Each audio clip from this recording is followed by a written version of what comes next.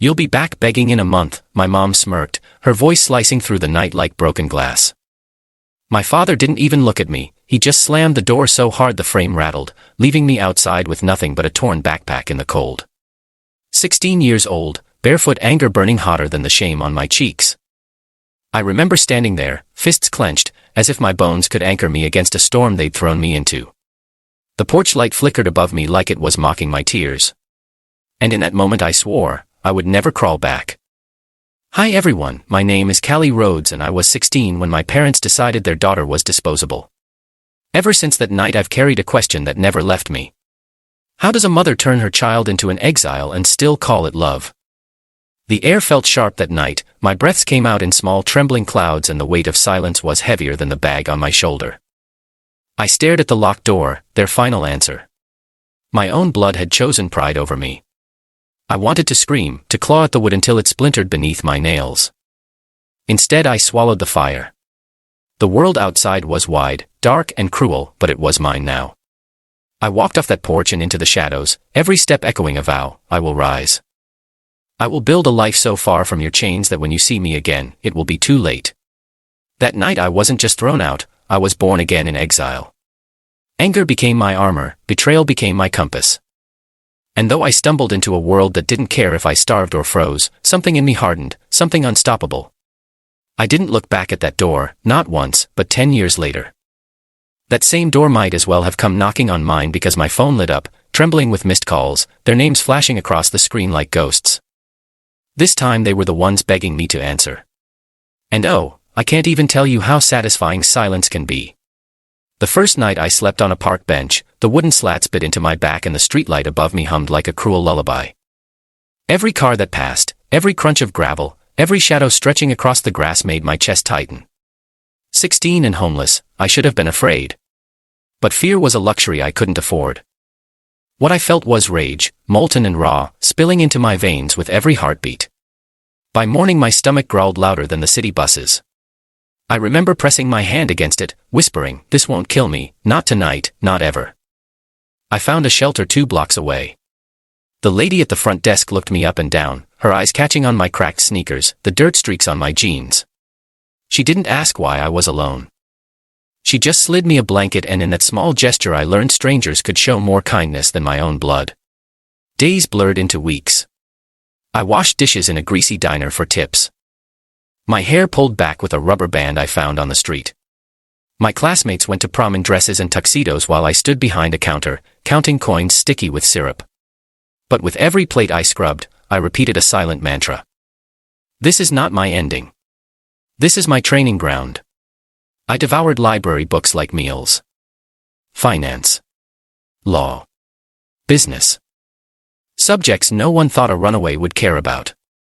I cared.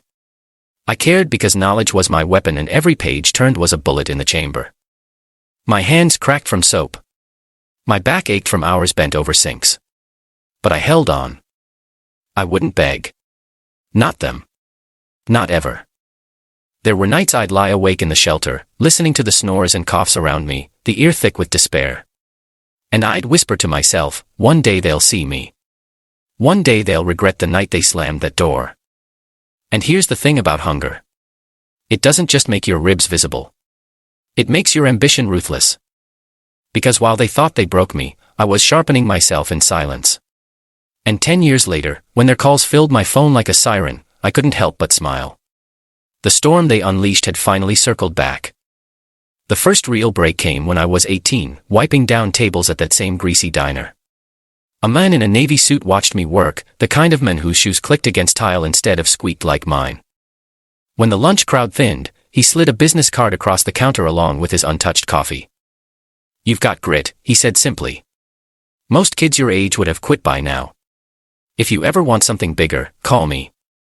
I didn't trust him. Why would I? Men in suits didn't hand out lifelines to girls with frayed sleeves and dollar store notebooks. But that night, under the buzz of a shelter's broken fluorescent bulb, I turned the card over and over in my hand.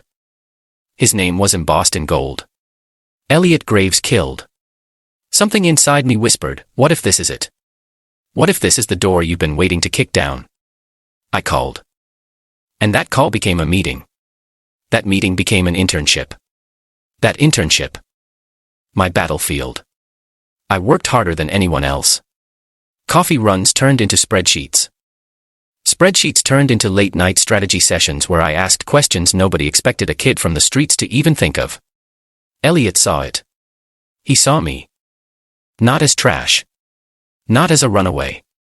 But as someone who refused to stay broken. By 21, I was making more than both my parents combined.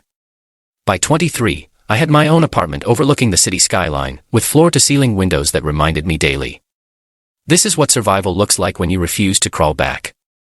But success isn't silent. Word spread. Old friends from high school appeared in my inbox, suddenly remembering my name. My parents. They stayed silent. 4 years. Until the night my company closed its biggest deal. The night I stepped onto a stage, cameras flashing, reporters shouting questions. My phone buzzed. First one call. Then 5. Then a dozen. All from numbers I once erased from my life. Dead. Home. They hadn't spoken my name in a decade. But now, suddenly, I was worth dialing. I let the phone ring out, the sound vibrating against a glass table, like a ghost knocking. And in that silence, I realized something bone deep. I wasn't the lost child anymore. I was the storm outside their door now. The calls didn't stop. They multiplied. Morning, noon, midnight. My phone lit up with their names like alarms I never set. At first, I silenced them. Then I blocked them. But new numbers kept slipping through, each voicemail dripping with a desperation I'd never once heard when I was 16. Callie, it's Mom. We just need to talk.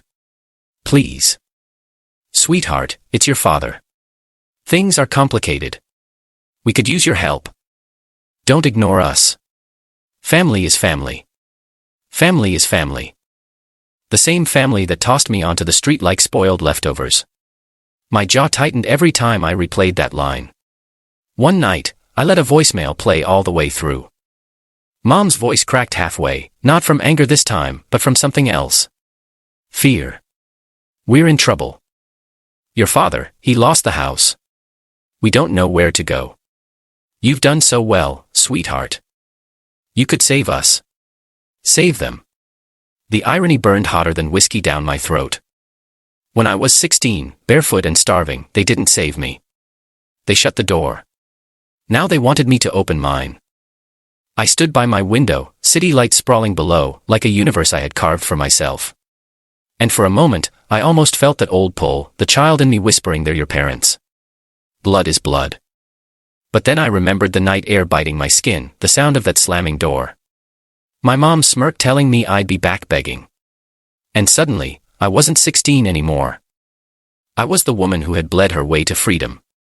The next morning I walked into my office, the glass walls gleaming, my assistant handing me a fresh schedule. My empire, built from scraps they discarded. My silence, the answer they deserved. But silence only fuels desperation. And when people who thrive on control lose, they don't stop calling. They show up. And that's what happened next. I'll never forget that morning. My assistant buzzed into my office, her voice low, uneasy. Kelly, there are 2 people here. They say they're your parents. For a second, my chest caved inward. 10 years of silence, broken not by a call this time, but by their shadows standing just beyond my glass doors. I turned slowly, heels clicking against polished marble, and there they were. Older. Smaller. My father's once broad shoulders hunched, his tie loose like it had given up fighting. My mother's eyes darted nervously around the office, her smirk nowhere to be found. Instead, she clutched her handbag like a life raft. Kelly, she whispered as if my name might still belong to her. I let the silence stretch until it hurt. My staff pretended not to stare, but their reflection in the glass caught everything. 2 broken people begging at the gates of the daughter they'd discarded. Finally, I stepped closer, my voice calm. Too calm. You're standing in my office. 10 years ago you threw me out of yours. What changed? My father cleared his throat, but the authority he once wielded had drained out of him. We lost the house. The bank. He paused, swallowing. We thought maybe you could help us.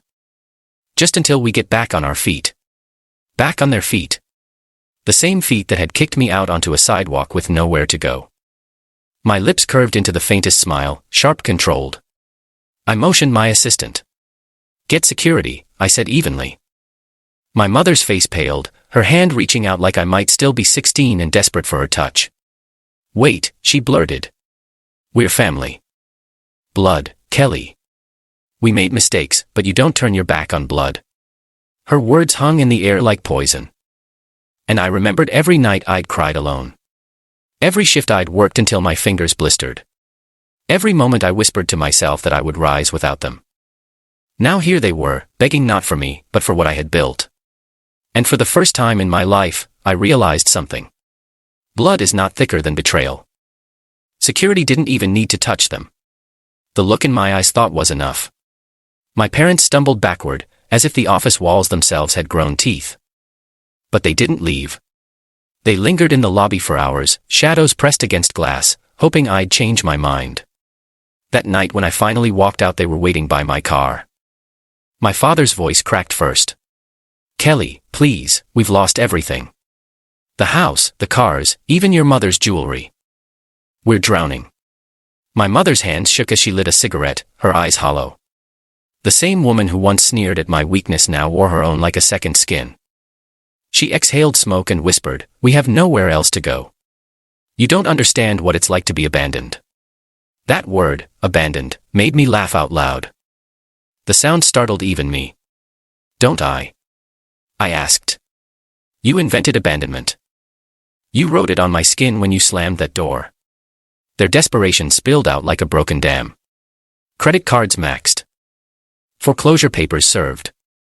Friends disappearing the second the money dried up. My father, once a man of iron, now confessed to begging old colleagues for jobs he couldn't land. My mother, her pride gone, admitted she hadn't eaten in days. "You're all we have left," she whispered, voice trembling. "Please, Kelly, just a little help. You've done so well. We're proud of you." Proud. That word sliced sharper than any insult. Proud of what? The empire I built while they erased me. The strength I forged from the wreckage their cruelty. I looked at them, two ghosts of the tyrants who had exiled me, and felt nothing. Not hate. Not love. Just a cold clarity. "You taught me that home isn't where you're born," I said quietly. "It's what you build with your own hands. And I built mine without you." Their eyes widened, searching for a crack in my armor, a sign I might bend. But there was none. I turned, unlocked my car, and slid inside. The glass separated us like a wall of time. My father pounded on the window once, twice, his voice muffled by the barrier. My mother sobbed, her breath fogging the glass. And as I drove away, the city lights swallowed their silhouettes whole. But desperation doesn't die quietly. It festers. It hunts. And within days they crossed a line. I never thought they would. They didn't just vanish after that night. Desperation has a way of rotting people from the inside out. And my parents weren't going to let me walk away without trying to claw something from me. 2 days later, I walked into my office to whispers. Eyes darted toward me, then away. On my desk sat a folded newspaper, headlines circled in red. Local parents claim daughter abandoned them in poverty while she lives in luxury.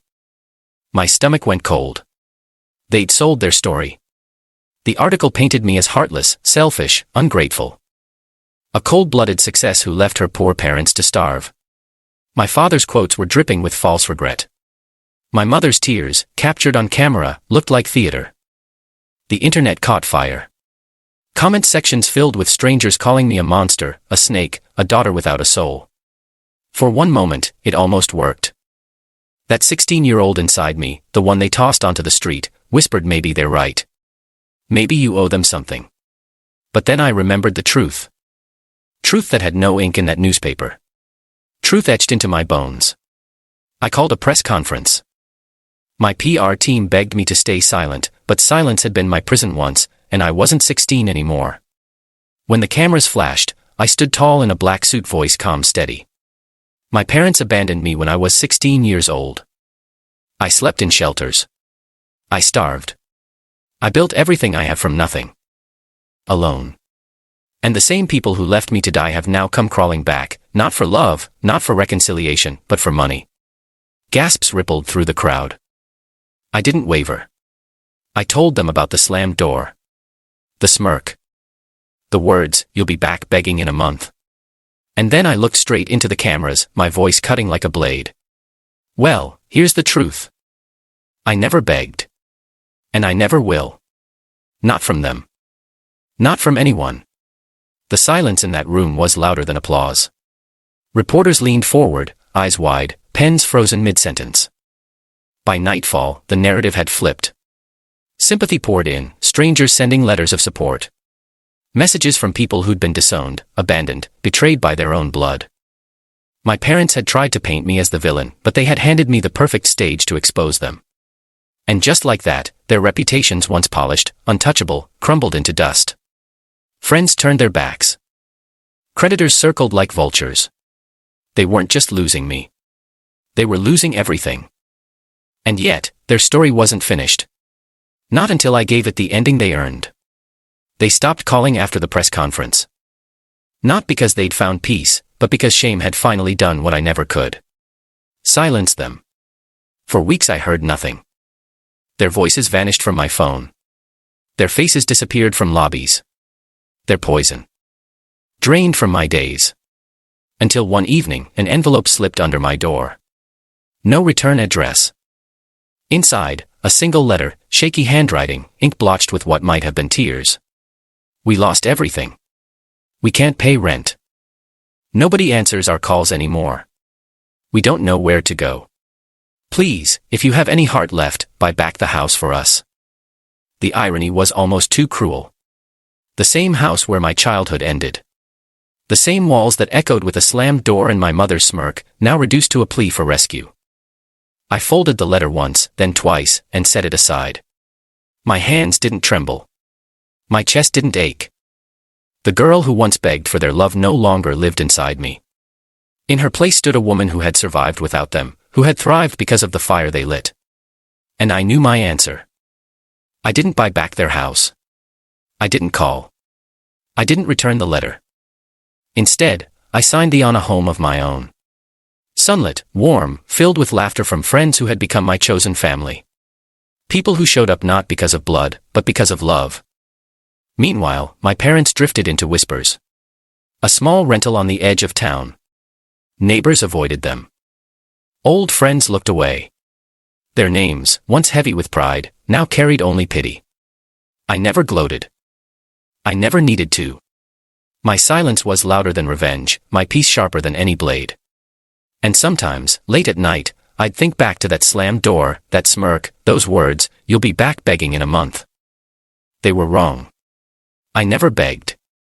I never came back. Instead, they were the ones left begging.